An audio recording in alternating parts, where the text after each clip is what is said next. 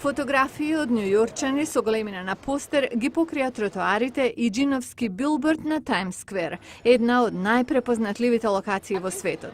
JR им овозможува на сите кои ќе посакаат да станат дел од неговото уметничко дело. Така, луѓе од сите возрасти, раси и потекла оставија свој белег на Таймс Сквер. Ова е декларација дека има секакви различни видови на луѓе во светот, вели таа. Човековата експресија нуди уникатност. Прекрасно. Проектот е наречен Њујорк одвнатре. Луѓето чекаат за да бидат фотографирани.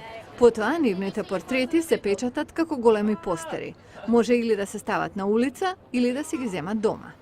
JR е французин, носител на престижното признание TED за достигнувања во областа на технологијата, забавата и дизајнот.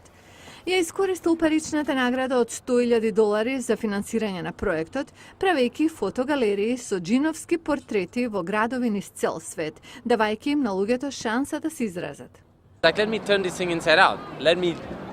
Си реков, нека се изразат одвнатре, нека се фотографираат. Ако не знаат да ги испечатат, јас ќе го сторам тоа за нив бесплатно. Но сакам да се изразат со лична порака. Јас сакам интеракцијата. Не е битно дали фотографијата е убава, се работи за целиот процес. Луѓето чекаат во ред, разговараат меѓу себе. Целиот процес е интеракција.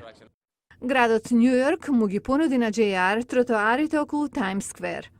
А собственик на еден од билбордите му даде шанса неговиот проект да појде во вертикала на едно од најскапите места за огласување во светот.